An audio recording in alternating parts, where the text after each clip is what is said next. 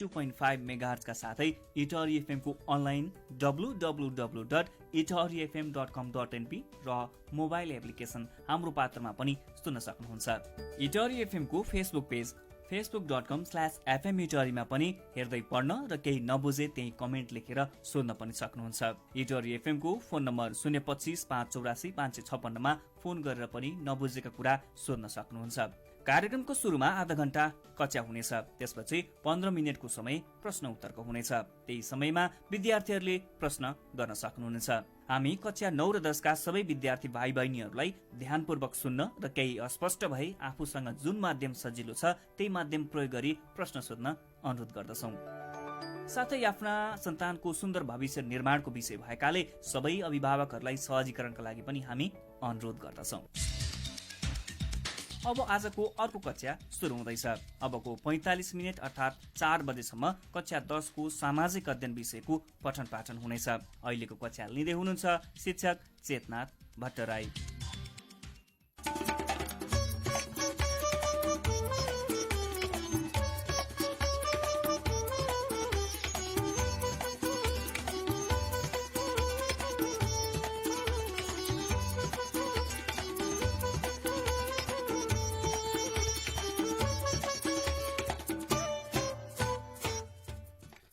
नमस्कार विद्यार्थी भाइ बहिनीहरू, आज हामी रेडियो स्कुलको 9औं कक्षामा उपस्थित भइसकेका छौँ।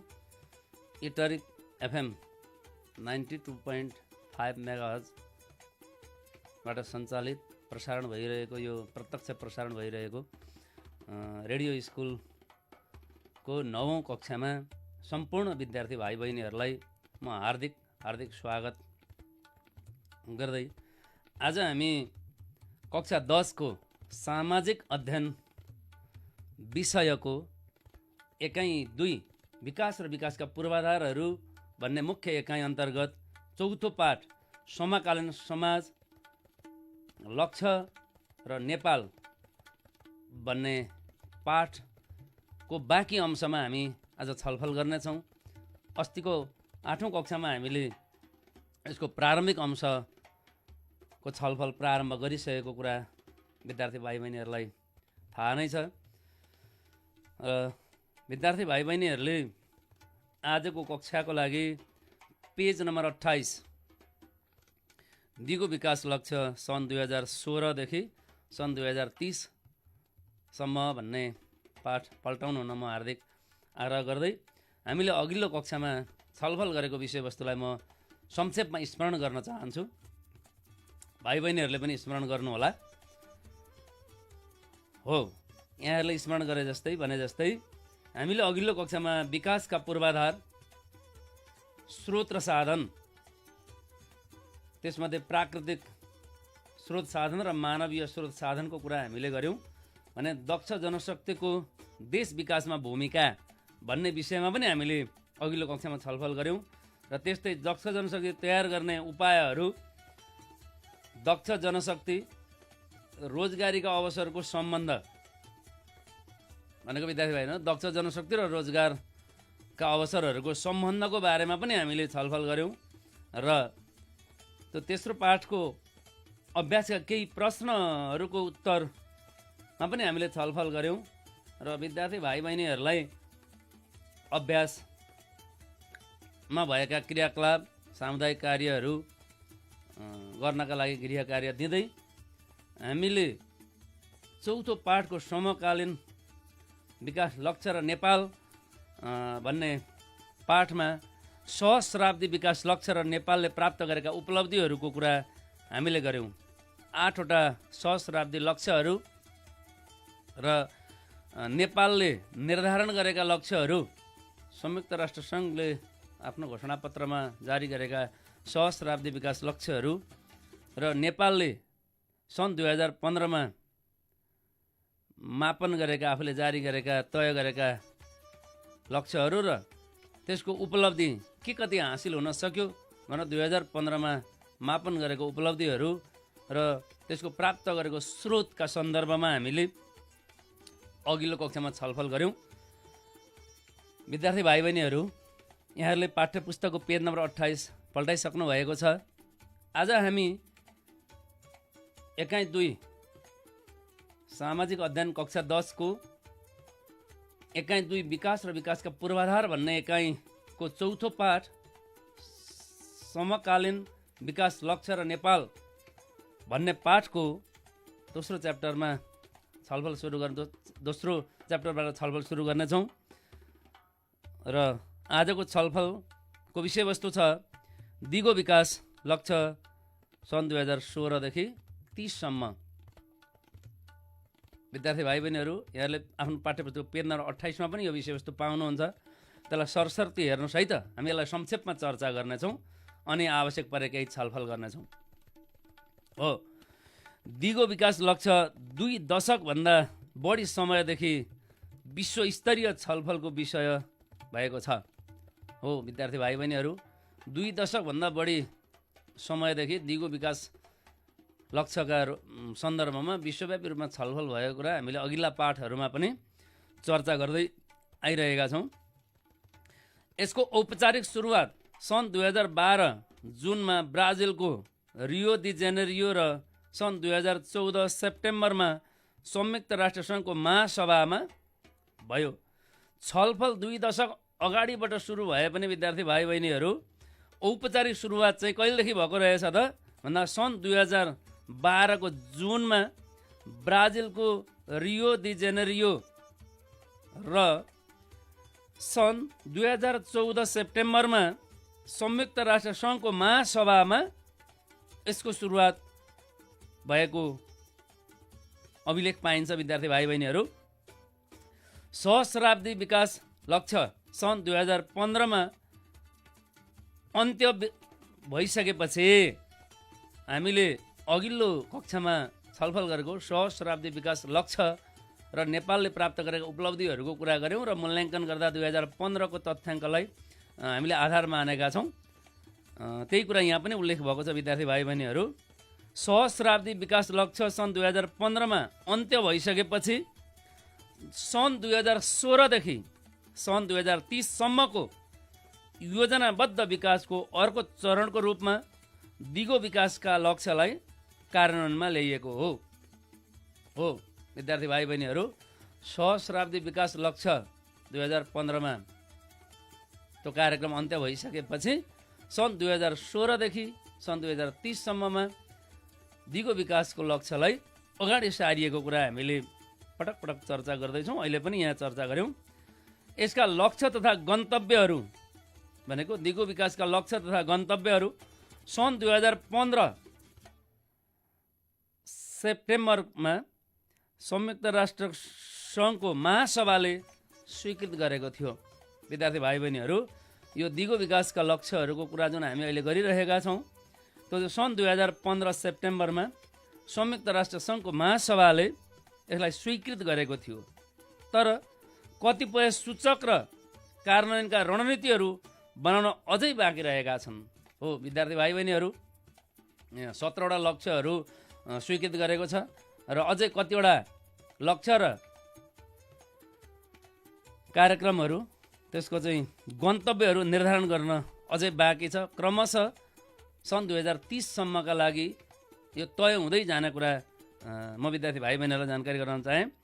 हालसम्म जम्मा 17वटा लक्ष्य र 169वटा गन्तव्यहरू निर्धारण गरिएका छन्।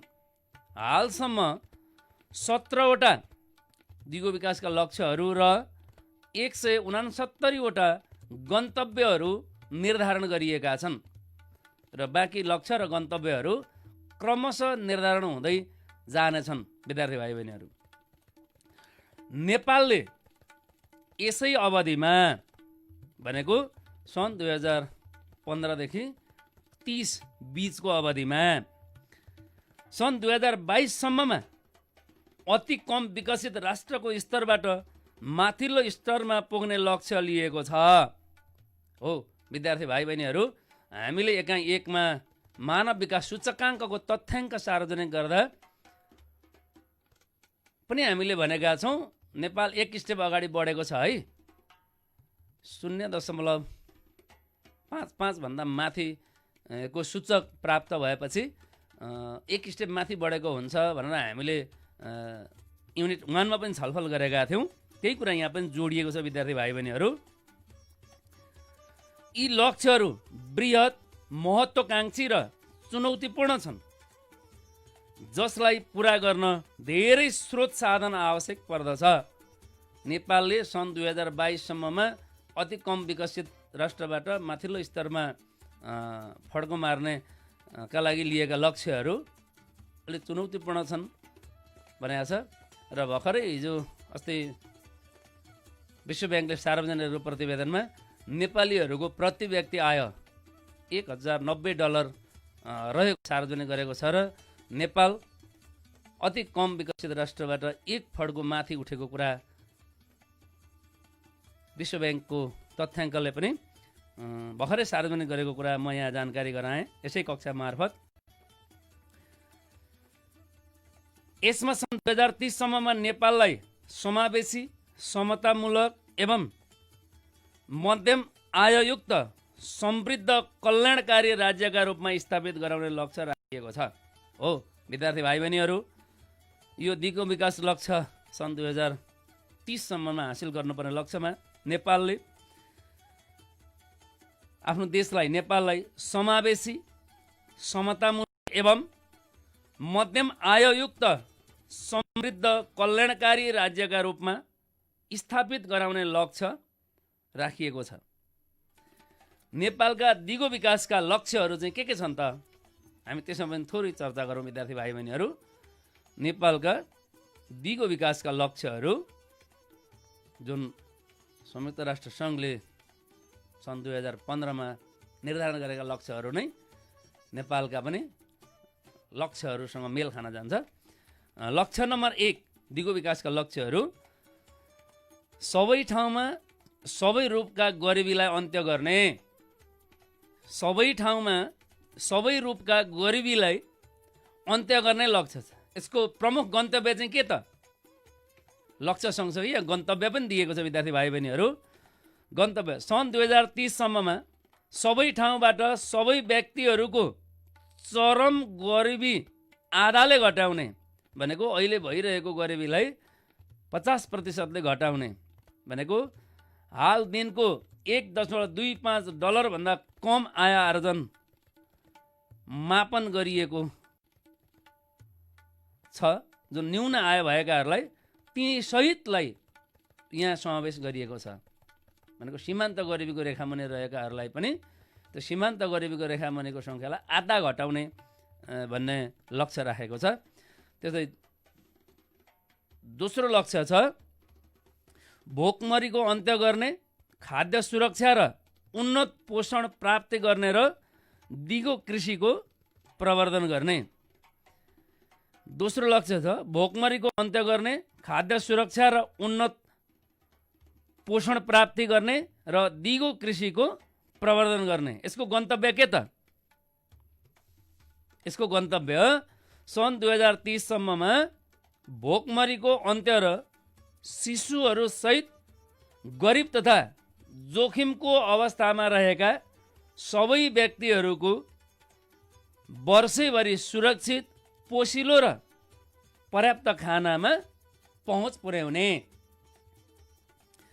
तेस्रो लक्ष्य छ स्वस्थ जीवन सुनिश्चित गर्ने र सबै उमेर समूहका व्यक्तिको कल्याणको प्रवर्धन गर्ने। फेरि दोहोऱ्याउँ विद्यार्थी भाइ बहिनीहरू, दिगो विकास लक्ष्यको तेस्रो लक्ष्यमा स्वस्थ जीवन सुनिश्चित गर्ने र सबै उमेर समूहका व्यक्तिको कल्याणको प्रवर्धन गर्ने। यसको गन्तव्य चाहिँ सन् 2030 सम्ममा मातृ मृत्यु दरको अनुपात प्रति 1 लाख जन्ममा 70 भन्दा कमले घटाउने। भनेको 1 लाख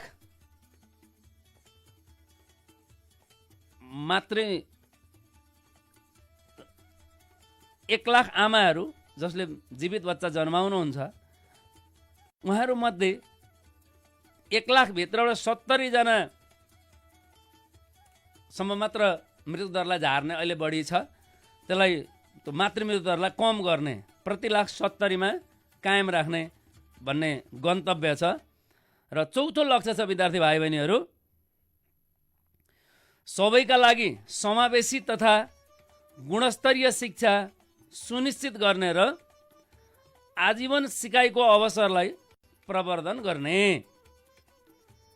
यसको गन्तव्य चाहिँ के छ त? प्रमुख गन्तव्य भन्दा सन् 2030 सम्ममा अपाङ्गता लगायत सबै किशोर तथा किशोरीहरूको निशुल्क, समतामूलक तथा गुणस्तरीय प्राथमिक र माध्यमिक शिक्षा सुनिश्चित गर्ने।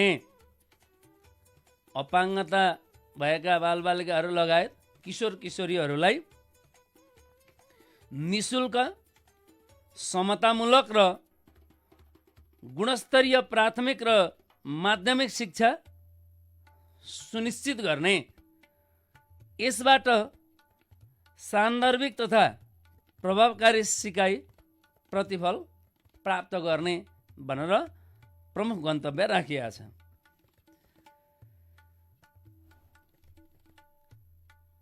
पाँचौं लक्ष्य छ विद्यार्थी भाइ बहिनीहरू, लैङ्गिक समानता हासिल गर्ने र सबै महिला तथा किशोरीहरूको सशक्तिकरण गर्ने।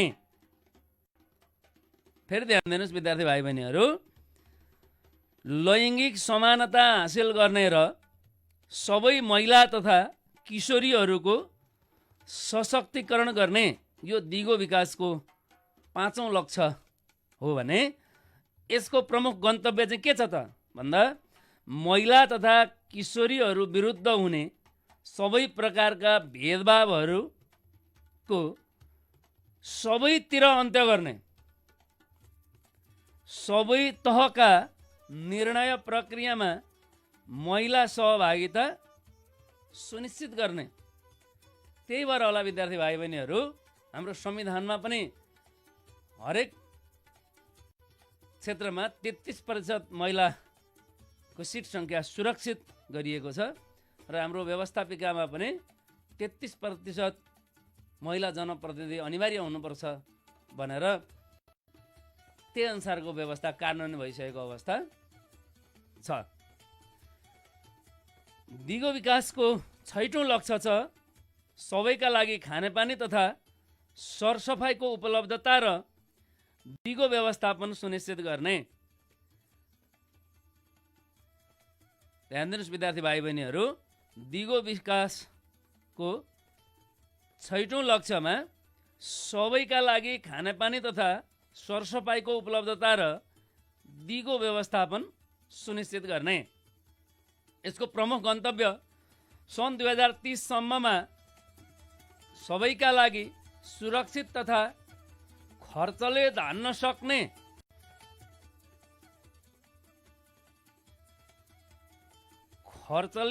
सक्ने खर्चमा हैन, उपभोक्ताहरूको खर्चले धान्न सक्ने खर्चमा भनेको सस्तो सहुलियत दरमा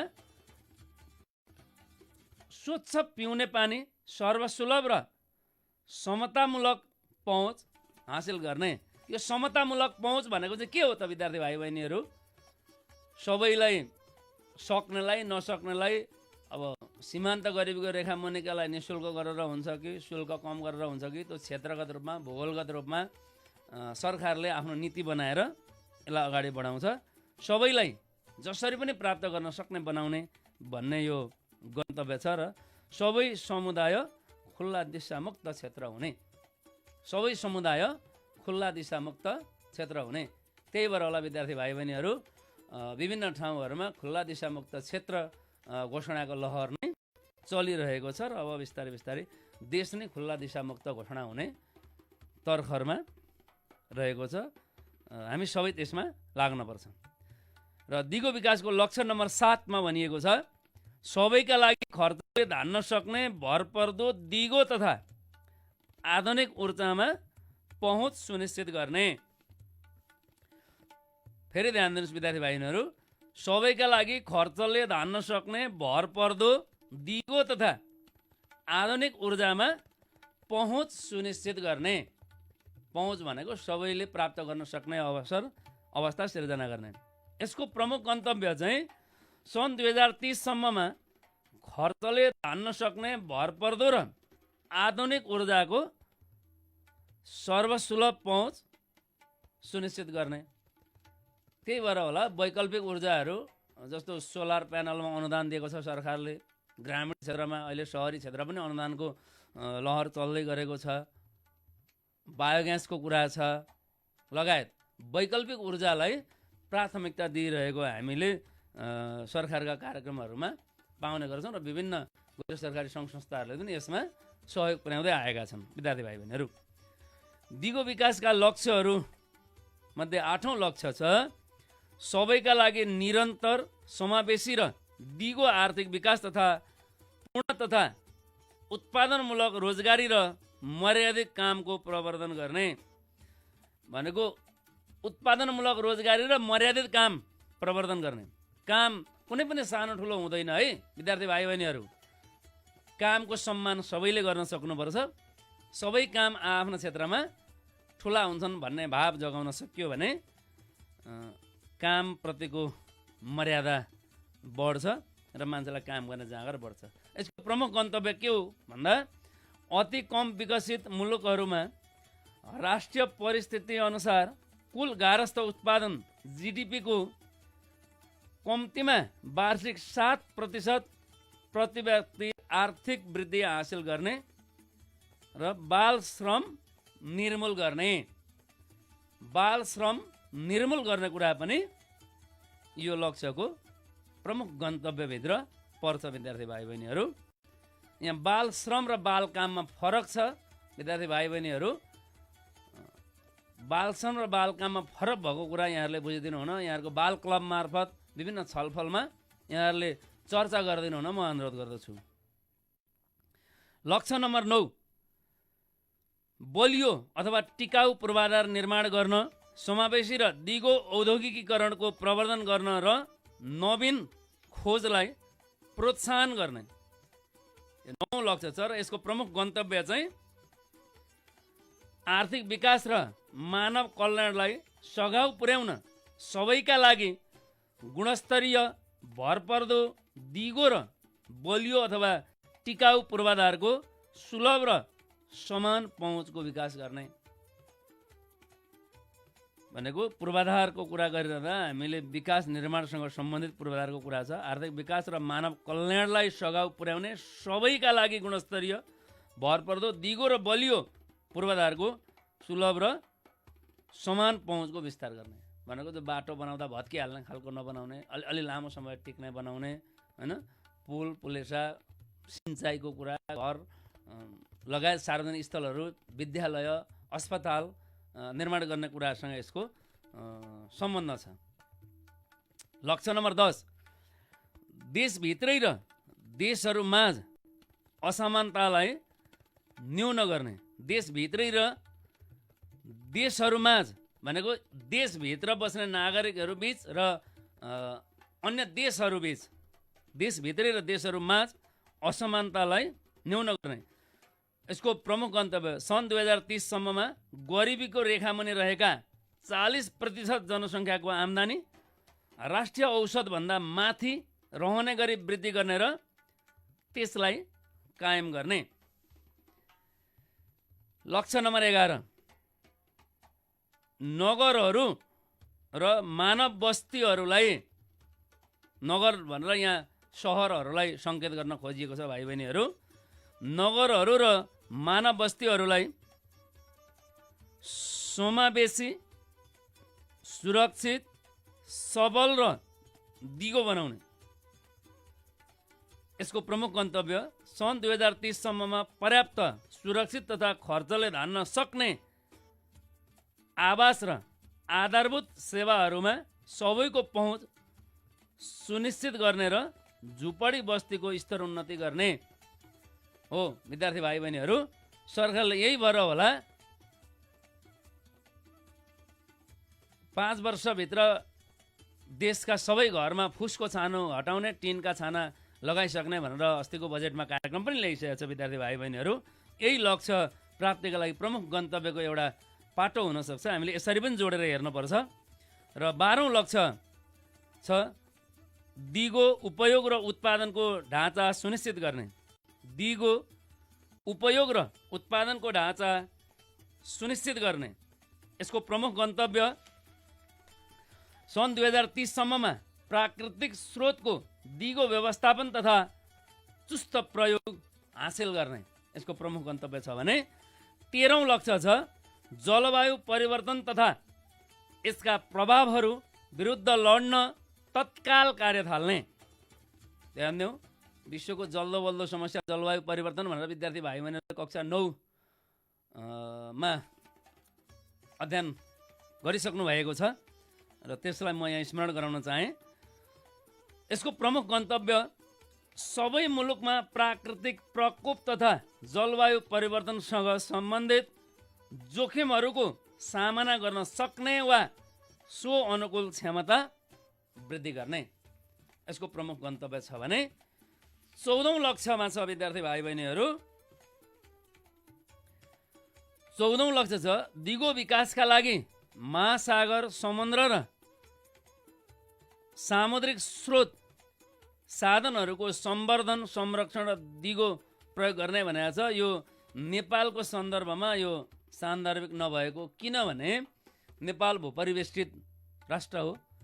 नेपालको चारैतिर जमिनै जमिनले घेरिएको छ विद्यार्थी भाइ बहिनीहरू, र नेपालले समुद्रलाई नेपालको कुनै पनि भागले नछोएको हुनाले यो सम्भव देखिँदैन, सान्दर्भिक देखिँदैन। तर नेपाल सरकारले भूपरिवेष्टित राष्ट्रहरूको पारवान अधिकारलाई प्रयोग गर्दै समुद्रमा आफ्नै पानी जहाज कुदाउने गरी कार्यक्रम अघि सारेको कुरा म विद्यार्थी भाइ बहिनीहरूलाई जानकारी गराउन चाहे। र 15औं लक्ष्य छ विद्यार्थी भाइ बहिनीहरू। 15औं लक्ष्यमा दिगो पर्यावरणीय प्रणालीको प्रयोग, संरक्षण, पुनर्स्थापना र प्रवर्धन गर्ने, वनको दिगो व्यवस्थापन गर्ने, मरुभूमिकरण विरुद्ध लड्ने। विद्यार्थी बहिनी राम्ररी ख्याल गर्नु होला। भूक्षयीकरणको रोकथाम गर्ने र त्यसको प्रक्रियालाई उल्ट्याउने एवं जैविक विविधताको क्षतिलाई रोक्ने। एकपटक म यो लक्ष्यलाई फेरि दोहोऱ्याउँछु विद्यार्थी भाइ बहिनीहरू। 15औं लक्ष्यलाई ध्यान दिएर सुन्नु होला र आफ्नो पाठ्यपुस्तक पनि हेर्नु होला। दिगो पर्यावरणीय प्रणालीको प्रयोगको संरक्षण, पुनर्स्थापना र प्रवर्धन गर्ने, वनको दिगो व्यवस्थापन गर्ने। वन भनेको वन जङ्गल विद्यार्थी भाइ बहिनीहरू। मरुभूमिकरण विरुद्ध लड्ने भनेको मरुभूमि हुन नदिने, मरुभूमिमा पनि हरियाली छाउने क्रियाकलापहरू अगाडि बढाउने भनेको। भूक्षयीकरणको रोकथाम गर्ने। भूक्षयीकरण भनेको जमिन क्षय हुने, बाढी पहिरोका कारणले भूक्षयीकरण बढ्दै जान्छ, यस्ता कुराहरूलाई रोक्ने र त्यस्तो प्रक्रियालाई उल्ट्याउने एवं भनेको हुन नदिने। उल्ट्याउनु भनेको के हो भन्दा हुन नदिने, भूक्षयीकरण हुन नदिने, मरुभूमिकरण हुन नदिने भन्न खोजेको हो। उल्ट्याउने एवं जैविक विविधताको क्षतिलाई रोक्ने भन्ने लक्ष्य छ। यसको प्रमुख गन्तव्य अन्तर्राष्ट्रिय सम्झौता अनुरूप सन् 2030 सम्ममा स्थलीय तथा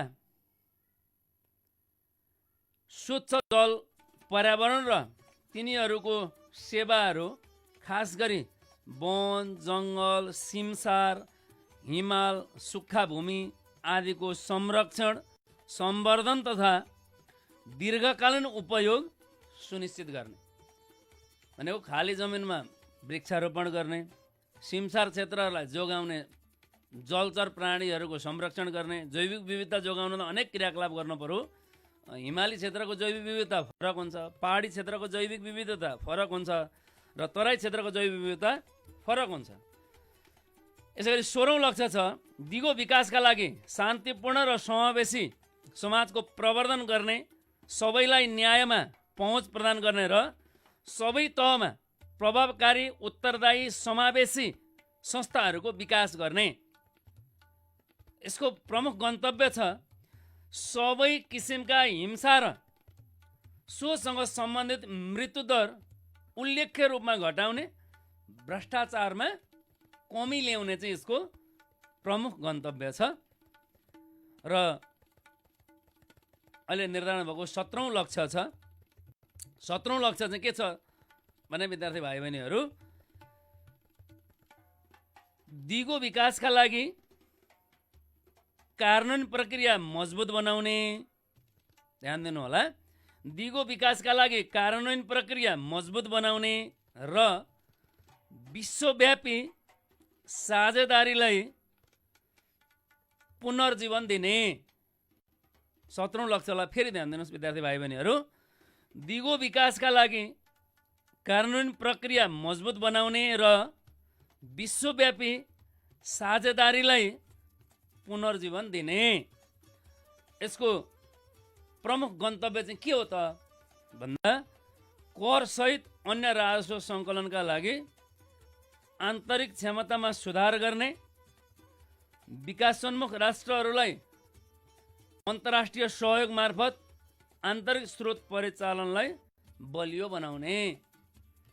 यो गन्तव्यलाई फेरि ध्यान दिनुहोस् विद्यार्थी भाइ बहिनीहरू, कर सहित अन्य राजस्व सङ्कलनका लागि आन्तरिक क्षमतामा सुधार गर्न, विकासोन्मुख राष्ट्रहरूलाई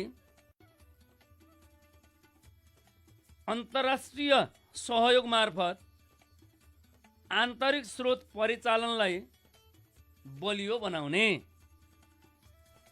विद्यार्थी भाइ बहिनीहरू, यी भए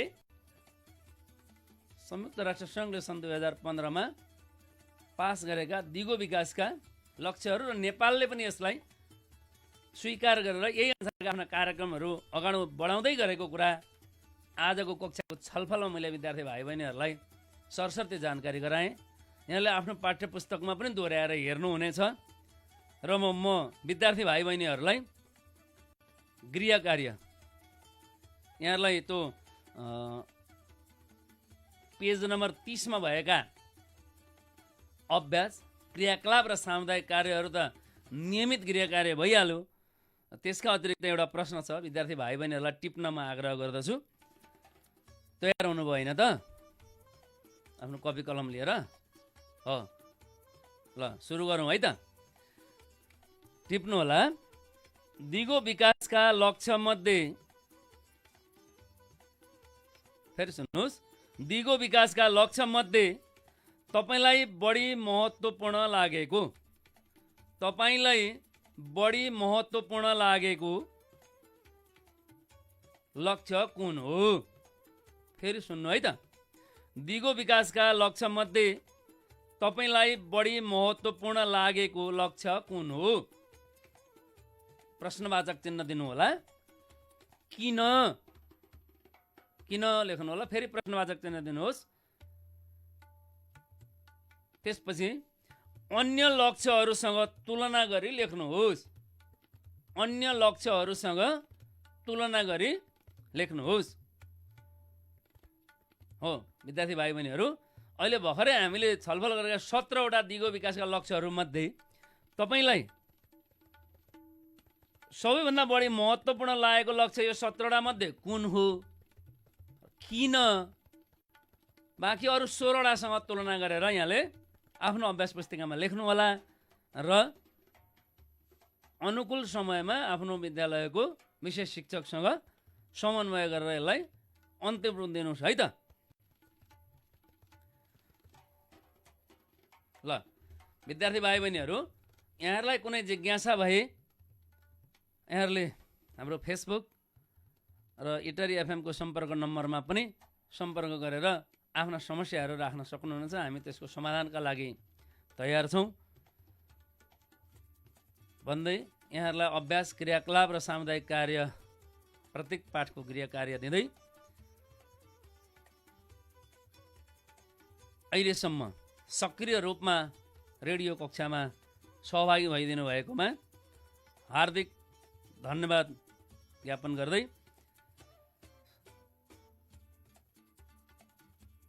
म श्री जगन्नाथ डेराराज जनता माध्यमिक विद्यालय बरा क्षेत्र 5 कालाबन्जरको सामाजिक अध्ययन विषयको शिक्षक चेतनाथ भट्टराई आजको यो रेडियो स्कुलको कक्षाबाट यहाँहरूबाट समक्ष बिदा चाहन्छु र हामी अर्को कक्षामा भनेको 10औं कक्षामा कक्षा 10 को सामाजिक अध्ययनको एकाइ 2 को 5औं पाठ स्थानीय तहमा विकास प्रस्ताव तर्जुमा भन्ने शीर्षकमा पुनः हाम्रो छलफलमा भेट हुने नै छ भन्दै यहाँहरू समक्ष बिदा चाहन्छु। हवस् त, धन्यवाद, नमस्कार।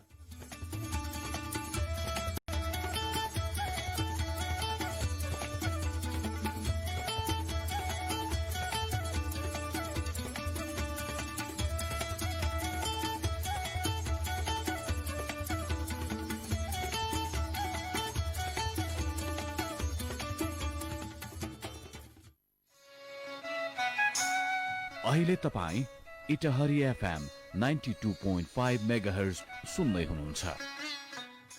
दुनिया नै यति बेला विश्वव्यापी महामारी कोरोना भाइरसबाट त्रसित छ।